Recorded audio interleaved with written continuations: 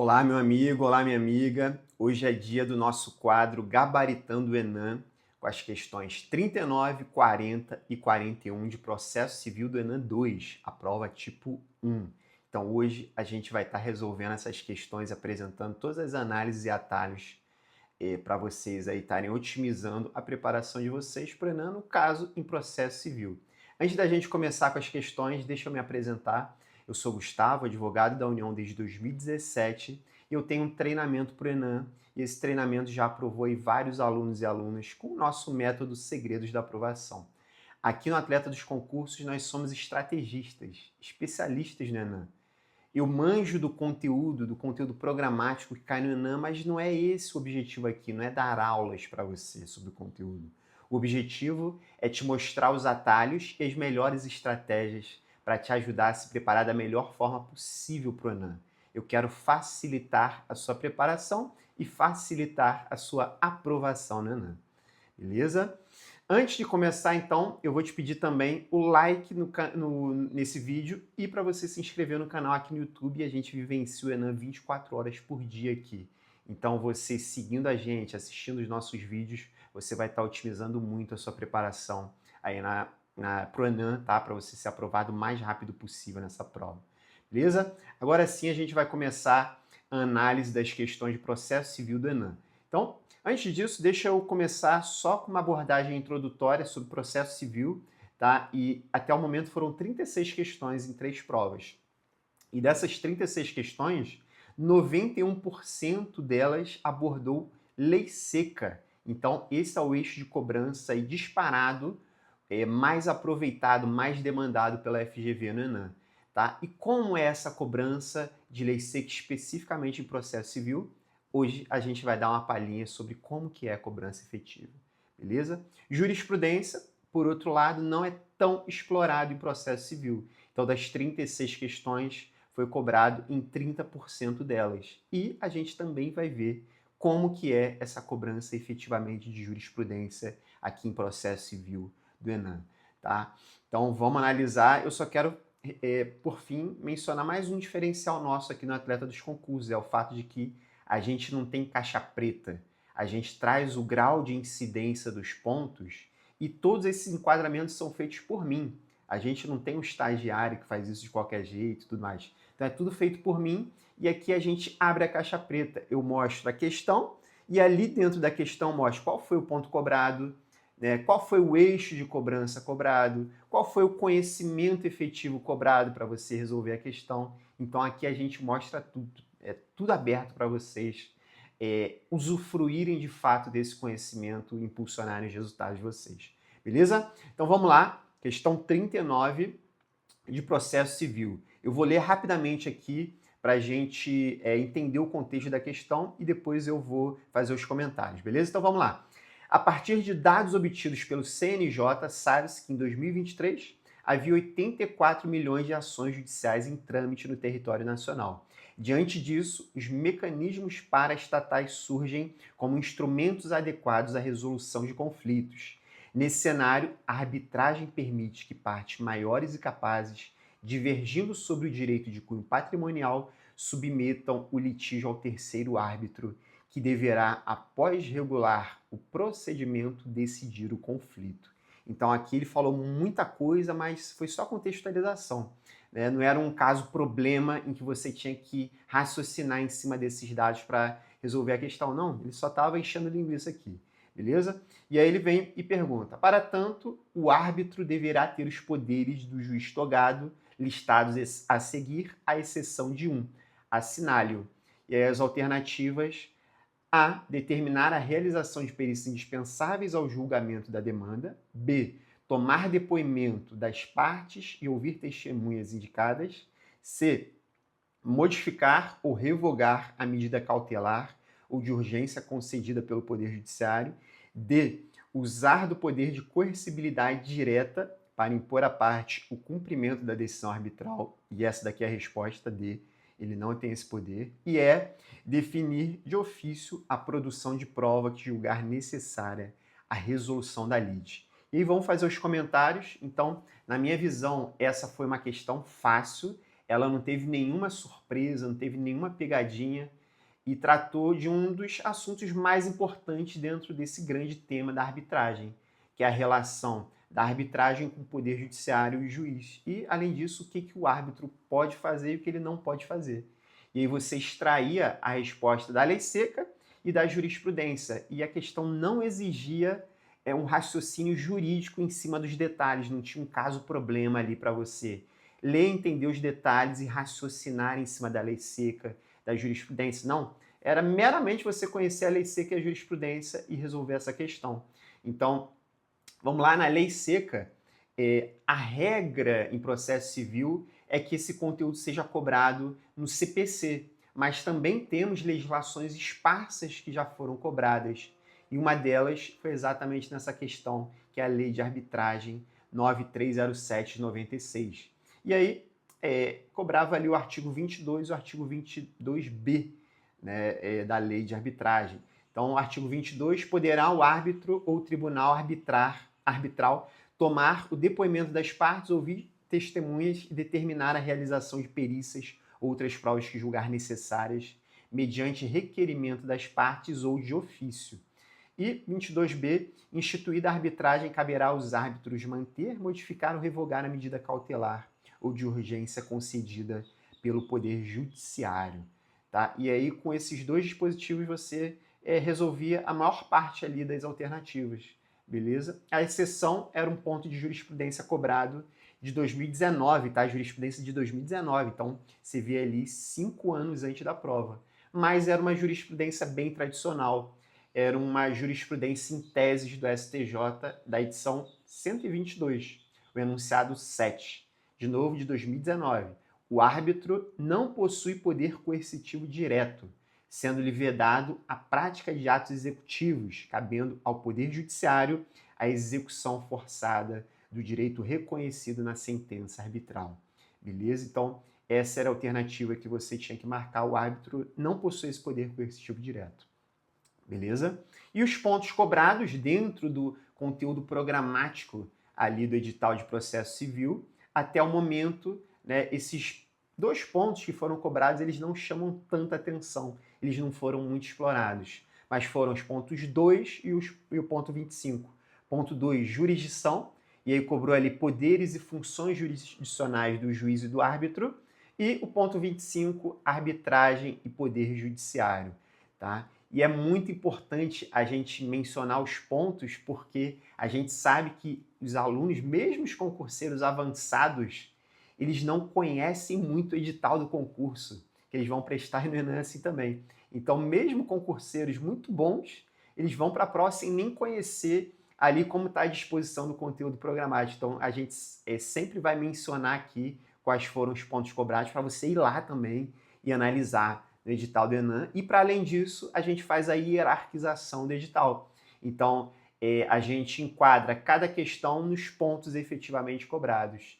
E como esses pontos foram cobrados? Da perspectiva da lei seca, da jurisprudência, da doutrina ou da Constituição Federal. Então, esses pontos aí, o ponto 2 e o 25, até o momento, não foram muito explorados dentro do Enem em processo civil. Beleza? Dito isso, vamos para a próxima questão, a questão 40. Então, vamos ler aqui o enunciado. Diante da suspeita de que Paulo deixaria de devolver o filho do ex-casal após a visita, Joana ajuizou ação de guarda unilateral com pedido de antecipação dos efeitos da tutela. E aí já repara aqui como esse sim é um caso problema. Então você tem que raciocinar em cima dos detalhes da questão e em cima desse contexto, desse problema que te é apresentado, você tem que usar ali a lei seca, a jurisprudência. Então vamos entender aqui, ó. Então, era um caso de suspeita, né? A senhora Joana que achava que o pai não ia devolver o filho do ex-casal. Tá? Aí ela ajuizou uma ação de guarda unilateral com pedido de antecipação dos efeitos da tutela. E aí, apresentadas as provas, junto com a inicial, ouvido o MP, o Carlos, o juiz competente para julgar a demanda, ele concedeu a tutela de urgência, de modo a garantir a guarda unilateral em favor da Joana e marcou a audiência de conciliação. Na data designada, após o término da audiência sem acordo entre as partes, ao deixar o fórum, teve uma batida. Paulo abalroou o veículo dirigido pelo juiz Carlos por desatenção, o que levou a uma calorosa discussão entre ambos. E após o episódio, o juiz Carlos declarou a suspeição, conforme a disposição legal, e determinou a remessa ao juízo substituto. Ao passo que o pai, o Paulo, pugnou pela anulação da antecipação de tutela concedida ante a declaração de suspeição exarada aí pelo juiz. E sobre o pedido realizado por Paulo, à luz das disposições legais da jurisprudência dominante sobre o tema, assinale a alternativa correta. E aí ele traz várias alternativas ali. Então, a deverá ser acolhido a nulidade, considerando a flagrante inimizade existente entre o juiz e a parte. B, deverá ser rejeitado, pois a causa da declaração se deu por ato praticado por Paulo. Deverá ser rejeitado, pois a declaração de suspeição pelo magistrado por motivos supervenientes não produz efeitos retroativos. E aí essa é a resposta certa, é a C. Tá? D, deverá ser acolhido, sendo certo que a manutenção da decisão prejudicará Paulo e decorreu da parcialidade do julgador. E E, deverá ser rejeitado, pois a remessa da ação ao juízo substituto e a ratificação dos atos anteriores é capaz de afastar a nulidade arguída. Tá? Então, os meus comentários é que eu também considero essa uma questão fácil. Tá? Essa questão aí já exigia um raciocínio jurídico em cima desse caso-problema e também ela resolvia com um precedente de jurisprudência, e esse precedente é de 2016, é do STJ. Então, novamente, a prova foi em 2024 e cobrou um precedente antigo de 8 anos antes da prova, beleza? E foi um precedente aí da primeira sessão de informativo 587 do STJ. E ele diz exatamente isso. A declaração pelo magistrado de suspeição por motivo superveniente não tem efeitos retroativos, não importando em nulidade dos atos processuais praticados em momento anterior ao fato ensejador da suspeição. Ou seja, o que a gente tira aqui dessa resposta do conhecimento exigido aqui de você? Tá? É que não basta você estar estudando os últimos 3 anos de jurisprudência, porque caem precedentes mais antigos, beleza? Mas a gente sabe disso no treinamento, a gente mapeou todas as provas do ENAM, tá? Pela FGV, e a gente produz as orientações necessárias para otimizar os seus estudos a nível de conhecimento de jurisprudência. Afinal, é impossível você estudar tudo de tudo, todas as decisões do STJ e do STF de 10, 20 anos atrás. Não dá. Então a gente precisa otimizar, e isso a gente ensina dentro do nosso treinamento, tá bom? E por que, né, afinal de contas, eu disse que essa era uma questão fácil se ela cobrava uma decisão precedente de 8 anos antes, né, que era uma decisão, assim, específica ali do STJ sobre suspeição? É porque, na minha visão, a conclusão que o STJ teve, ela é bem óbvia. Então, nesse caso específico, você consegue acertar de boa, tá? Mesmo se você não conhecesse o precedente. Então, dá para acertar. Né? Com raciocínio médio ali, né, indo no senso comum, você acertaria essa questão, mesmo sem conhecer a decisão. Agora, essa é uma exceção, essa não é a regra. A regra do que a gente tem é, se você não conhecer a decisão, você vai se embananar, você não vai saber os fundamentos que levaram a STJ a decidir de determinada forma, você vai ter o seu raciocínio jurídico e muitas vezes o seu raciocínio jurídico vai ser o contrário do que o tribunal decidiu, beleza? Mas nesse caso era óbvio, né, que a imparcialidade do juiz só afeta ali, né, só é afetada pela colisão, né, para frente. Né? O que ele fez para trás não teve nenhum problema quanto à imparcialidade dele. Então era uma conclusão bem óbvia, beleza?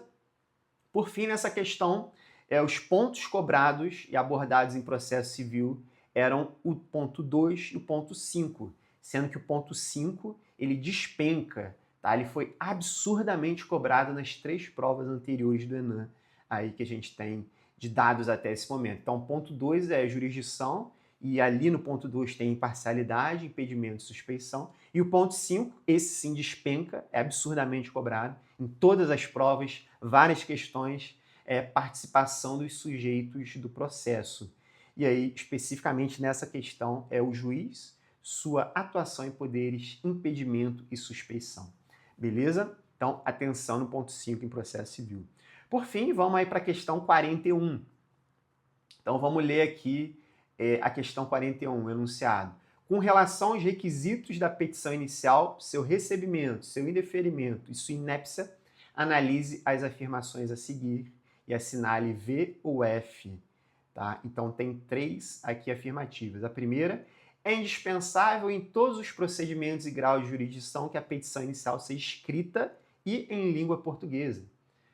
A segunda, em se tratando de execução fiscal, a falta de indicação do CPF ou do CPNF, CNPJ, né, tá errado aqui, da parte executada é causa de indeferimento da petição inicial. E a outra, não induz a inépcia da inicial à realização de pedido genérico, quando se tratar de ações universais, se o autor não puder individuar os bens demandados. Ele traz ali, embaralha, né, verdadeiro e falso, e o gabarito era letra B, a primeira alternativa assertiva ali é falsa, a segunda é falsa e a terceira é verdadeira, tá? E quais são os meus comentários sobre a questão? É que essa questão, a princípio, eu consideraria ela com um grau de dificuldade intermediário, mas eu já vou explicar por que no final eu mudei e considerei ela fácil. Então, vamos lá. Primeiro, ela cobrou ali também lei seca e jurisprudência, tá? E essa foi uma questão, de novo, bem objetiva e bem direta, não exigia um raciocínio jurídico. Era só você conhecer a lei seca, conhecer o precedente, você matava, beleza? A primeira assertiva você resolvia com base na lei seca, né, que é o CPC, artigo 192, em todos os atos e termos de processo é obrigatório o uso da língua portuguesa. Mas ela tinha o detalhe da lei do juizado, tá? Artigo 14 da lei 9.099. O processo instaurar-se-á com a apresentação do pedido escrito ou oral à Secretaria do Juizado, e isso aí tornava ela falsa, tá?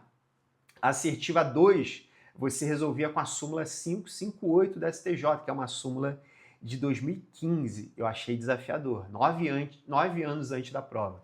E a súmula 558 da STJ, em ações de execução fiscal, a petição inicial não pode ser indeferida sob o argumento da falta de indicação do CPF, RG ou CNPJ da parte executada. Beleza? Então era um pouco mais desafiadora nesse ponto aí. Mas a gente vai ver no final que não era necessário você conhecer essa súmula. Beleza? Então vamos lá. Por fim, a assertiva 3 você resolvia com base também na lei seca. E aí era o artigo 324 do CPC.